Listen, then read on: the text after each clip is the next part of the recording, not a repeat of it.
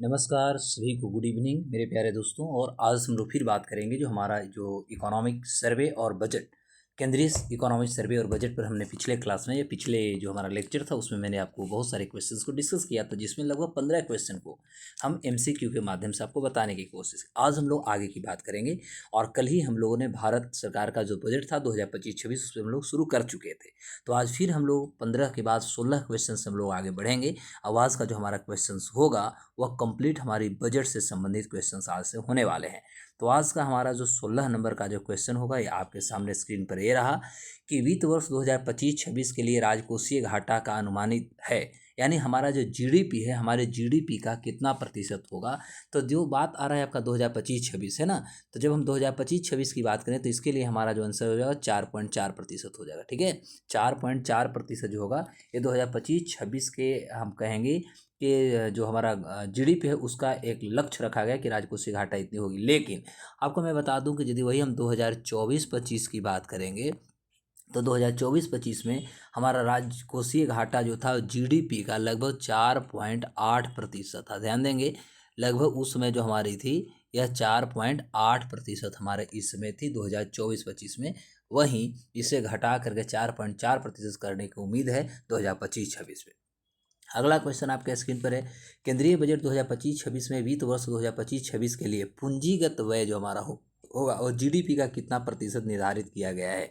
तो केंद्रीय बजट में जीडीपी का यदि निर्धारित किया जाए तो यह आपका लगभग टोटल पूंजीगत जो आपका व्यय होगा, यानी मैं कुल की बात करूं तो आपका जो पूंजीगत जो व्यय होगा ये पूंजीगत व्यय आपका लगभग इस साल 11.21 लाख जो होगा करोड़ का आपका होने वाला, लाख करोड़ जो होगा ये आपका इस साल पूंजीगत व्यय होने वाली है। और इस तरह से ये हमारा कुल जो जीडीपी होगा, इस कुल जीडीपी का लगभग 3.1% जो होगी यह आपकी हो जाएगी, यानी आंसर आपकी पहली हो जाएगी।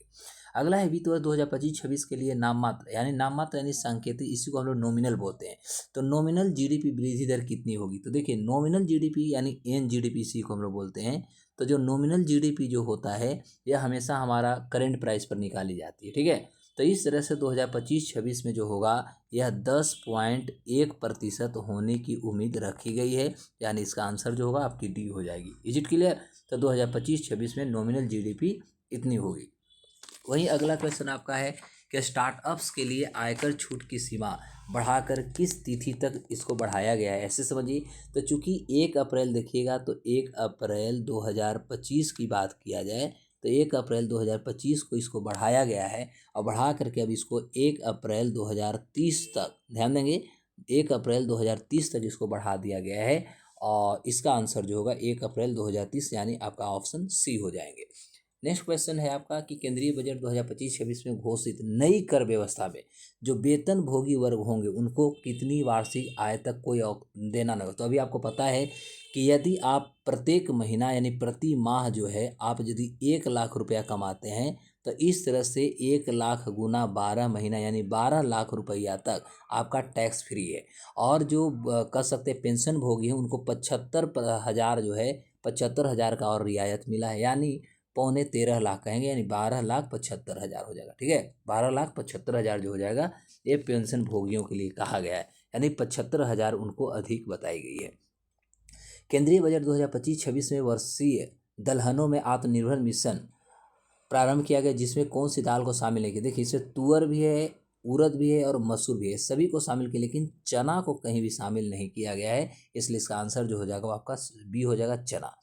केंद्रीय बजट 2025-26 में एमएसएमई को गारंटी कवर के साथ ऋण की सीमा बढ़ाकर कितनी कर दी गई। देखिए एमएसएमई की बात यदि हम करते हैं तो एमएसएमई की जो है हमारी सीमा बढ़ा दी गई है और इसको बढ़ा करके अभी तत्काल जो है पहले 5 करोड़ था, इसे 5 करोड़ से बढ़ा के इसे 10 करोड़ कर दिया गया है। ठीक है, यानी पहले 5 करोड़ था लेकिन अब जो है इसे बढ़ा करके 10 करोड़ रुपया कर दिया गया है। अगला क्वेश्चन हम देखेंगे। तो नेक्स्ट हमारा है कि केंद्रीय बजट 2025-26 में संशोधित ब्याज अनुदान योजना के तहत किसान क्रेडिट कार्ड, ये भी वैसे ही होगा। तो किसान क्रेडिट कार्ड पहले हमारा 3 लाख रुपया था, ठीक है, अब 3 लाख से बढ़ा के इसको 5 लाख रुपया कर दी गई है, यानी ये आपका आंसर पहला हो जाएगा। तो ओवरऑल यदि देखा जाए तो ये आपका 2025-26 में 5 लाख रुपया कर दिया गया है। केंद्रीय बजट 2025-26 में कितनी जीवन रक्षक दवाओं और औषधियों को मूल्य सीमा शुल्क से पूरी तरह छूट दिया गया है?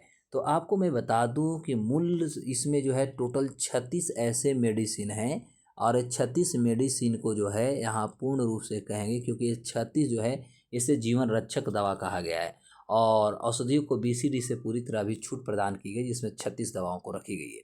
25 देश में लिथियम आयन बैटरी के निर्माण को बढ़ावा देने के लिए 25 नंबर का क्वेश्चन है कि देश में लिथियम आयन बैटरी के निर्माण को बढ़ावा देने के लिए केंद्रीय बजट जो इलेक्ट्रिक, ध्यान देंगे, इलेक्ट्रिक वाहन बैटरी हेतु कितनी अतिरिक्त पूंजीगत वस्तुओं की सूची में जोड़ा गया? क्वेश्चन है इलेक्ट्रिक वाहन। तो देखिए, जब हम इलेक्ट्रिक वाहन की यदि बात किया जाए, ध्यान देंगे, तो हम यहाँ पर कह सकते हैं अकॉर्डिंग टू दिस क्वेश्चन, तो इलेक्ट्रिक वाहन के लिए आपको 35 हो जाए। इसका क्वेश्चन आपका 35 जो होगा इलेक्ट्रिक वाहन।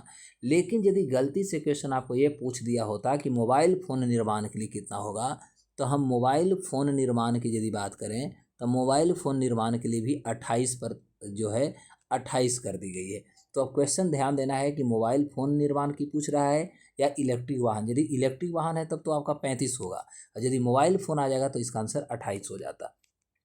केंद्रीय बजट 2025-26 के अनुसार वित्त वर्ष 2025-26 में भारत सरकार का प्राथमिक घाटा GDP का कितना प्रतिशत रहने का अनुमान है? तो आपको बता दूं, राजकोषीय घाटा में हमारा जो ब्याज भुगतान निकाल देने पर जो हमारे शेष बचता है उसे प्राथमिक घाटा कहते हैं।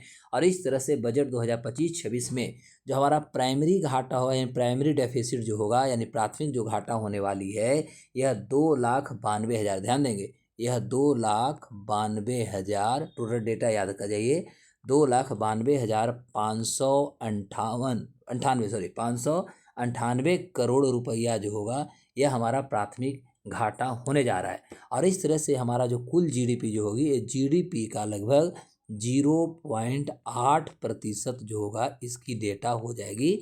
तो इस तरह से आंसर इसका जो होगा वो पहला हो जाएगा। वहीं आप याद रखिएगा, तो ये तो आपका 2025-26 होगा ना। और वहीं यदि हम 2024-25 की यदि बात करें तो हमारा 2024-25 में जो था यह लगभग 1.3% था। ध्यान देंगे, 1.3% पहले 2024-25 में थी, जिसे 2025-26 में घटाकर 0.8 करने की अनुमान लगाई गई है। इस तरह से भारत का प्राथमिक घाटा जो होगा वह 2,92,558 करोड़ रुपया होने वाली है। अगला है कि केंद्रीय बजट 2025-26 में कौशल विकास हेतु कितने राष्ट्रीय कौशल उत्कृष्टता केंद्र की स्थापना की जाएगी? बहुत प्यारा क्वेश्चन है। तो ये हमारा मेक इन इंडिया प्रोग्राम के माध्यम से कहा गया है। हमारा जो भारत का जो मेक इन इंडिया जो प्रोग्राम चल रही है, इस मेक इन इंडिया प्रोग्राम के माध्यम से जो होगा ये टोटल 5, हम कहेंगे टोटल 5 कौशल विकास हेतु राष्ट्रीय कौशल उत्कृष्ट केंद्र की स्थापना किया जाएगा। नेक्स्ट है कि केंद्रीय बजट 2025-26 की यदि बात किया जाए तो अगले 5 वर्षों में सरकारी स्कूलों में कितने अटल टिकरिंग लैब की स्थापना किया जाएगा? तो अटल टिकरिंग लैब जो होगा ये आपका 50,000 हो जाएगा। ध्यान देंगे, तो ये आपका जो है 50,000 अटल टिकरिंग आपका लैब जो है इसकी स्थापना करने की बात हो रही। साथ ही साथ बच्चों को जो होता है, स्टूडेंट्स को जो होगा रोबोटिक्स जो शिक्षा होता है, रोबोटिक्स शिक्षा दिया जाएगा। बच्चों को जो 3D प्रिंटिंग जो होता है, 3D प्रिंटिंग की पढ़ाई कराई जाएगी। और अन्य प्रकार के जो टेक्नोक्रेट्स जो एजुकेशन होते हैं बच्चों को प्रोवाइड किया जाएगा। अगला क्वेश्चन आपके स्क्रीन पर है साहब कि केंद्रीय बजट 2025-26 में केंद्र सरकार द्वारा ब्याज भुगतान कुल राजस्व प्राप्ति का कितना प्रतिशत निर्धारित किया गया है? तो ये आपका 2025-26 की बात कर रहा है ना। तो यदि 2025-26 की यदि बात किया तो इसमें आपका 25% जो होगा ये 25% भुगतान राजस्व प्राप्ति यानी ब्याज भुगतान राजस्व प्राप्ति है। और इस सॉरी ध्यान देंगे, यहाँ क्वेश्चन क्या कहता है कि ब्याज भुगतान, तो ब्याज भुगतान के लिए जो आपका आंसर हो जाएगा ना, ये ब्याज भुगतान के लिए आपका जो होगा 37% हो जाएगा।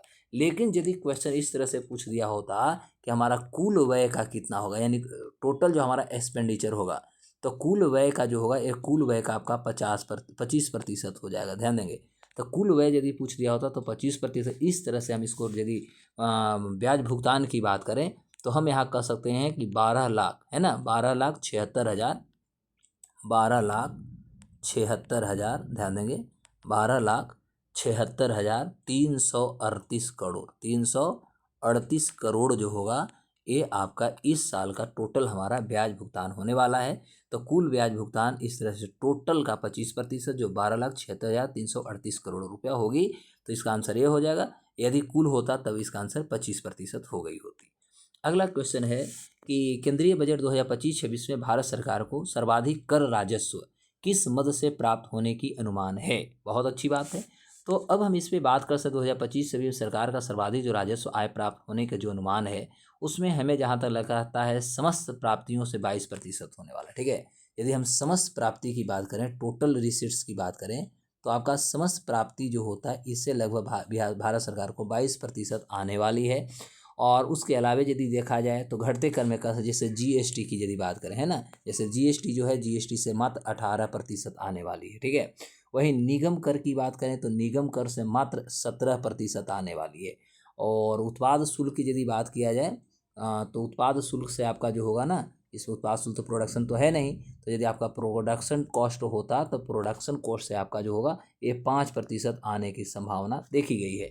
और सीमा शुल्क जो है यहाँ पर सीमा शुल्क से 4%। तब क्वेश्चन क्या पूछ रहा है कि भारत सरकार को सर्वाधिक कर राजस्व किस मद से प्राप्त होगा। तब देखिएगा यहाँ पर आपका समझ तो टोटल तो 22% होगा, और सबसे ज़्यादा आपका जो होगा इस तरह से राजस्व से ही होगा, सॉरी जीएसटी से ही होगा। तो आप यहाँ पर अकॉर्डिंग टू क्वेश्चन जीएसटी मार लीजिएगा। ठीक है, अब नेक्स्ट हमारा क्वेश्चन क्या कहता है भैया, अब देखते हैं। नेक्स्ट है केंद्रीय बजट 2025-26। केंद्रीय बजट 2025-26 में सरकार की बकाया देनदारियाँ जीडीपी का कितना प्रतिशत होगा। तो सरकार का 2025 में देनदारियाँ लगभग 56.1% जाने वाली है। ठीक है, और एक्चुअली देखा जाए तो ये 2031 तक इसको घटाने की बात हो रही है। और 2031 तक जीडीपी का हम यदि कहें तो जीडीपी का 50% करने का अनुमान लगाया जा रहा है। अभी जो है 56.1% होने का अनुमान है। ठीक है, अब नेक्स्ट क्वेश्चन, तो हाँ सॉरी, ये आपका जो था केंद्रीय बजट से क्वेश्चन से। अगला हम लोग जो एपिसोड लेके आएंगे उस एपिसोड में केवल मैं बात जो करूँगा वह हमारी बातें होगी बिहार बजट और बिहार का आर्थिक सर्वे से। तो दोस्तों ये टॉपिक आपको कैसा लगा आप हमें ज़रूर बताएं, और फिर हम नए